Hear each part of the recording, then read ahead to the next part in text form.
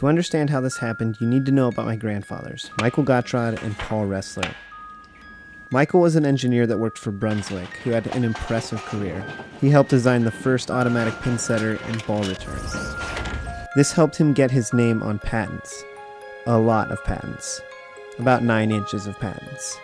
He was also a skilled sailor and loved to race. He kept a logbook of every race he ever had. In it were charts and graphs and notes he would make, like, don't tack on a header.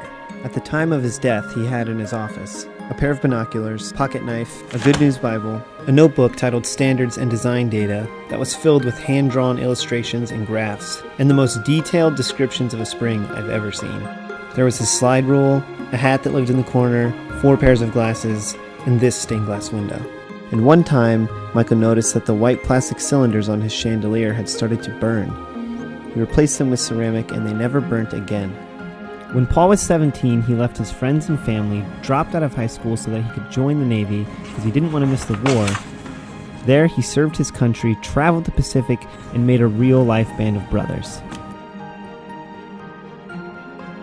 After he came home from the war, he became a sheet metal worker and quickly joined the Union. He loved fishing, hunting, and the outdoors. He didn't consider himself an artist, but whatever ability he had, he expressed through wood carvings.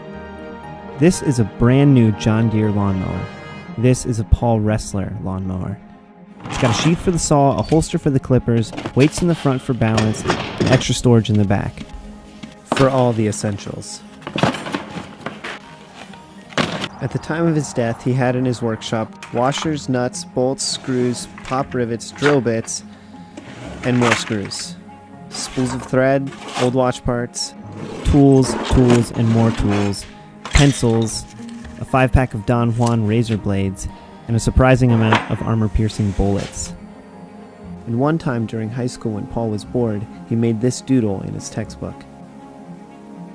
Then there's me. 6 years of college, still no degree. I probably eat too many eggs. I definitely drink too much coffee. Just kidding, you can never have enough coffee.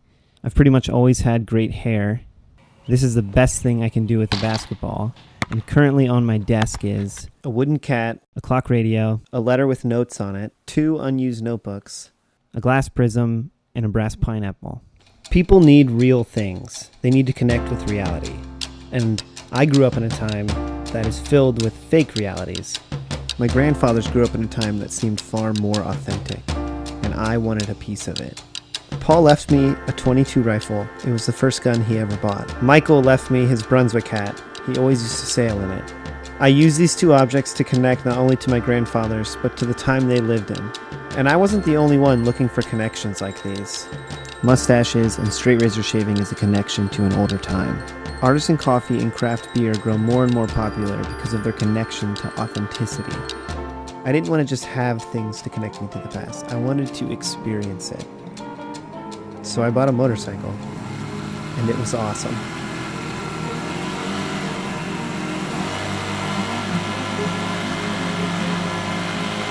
Then there's my mom. She loves Alfred Hitchcock films. She has an interest in archaeology, which is why she's wondering if this is Herod's tomb. When Jesus said man cannot live by bread alone, he had clearly not tried my mother's bread. And currently in her sewing room is a wall of threads, 2 sewing machines, really tiny threads, and this book which contains early 90s fashion patterns. But most importantly, she was unhappy about my bike. She thought I would end up on the hood of somebody's car or on the side of the road, but I tried to tell her I'd be wearing a helmet. But she still thought it was dangerous. And you know what? She was right. That's exactly what I wanted. In the months that followed, I started taking a closer look at my grandfathers, and I realized I didn't love and respect them for their accomplishments or the times they lived in. I loved and respected them because of what they gave to others. Both men were married for over 60 years. Both men had big families. These men gave to all those around them, and that was the biggest difference between what I was doing and what they did.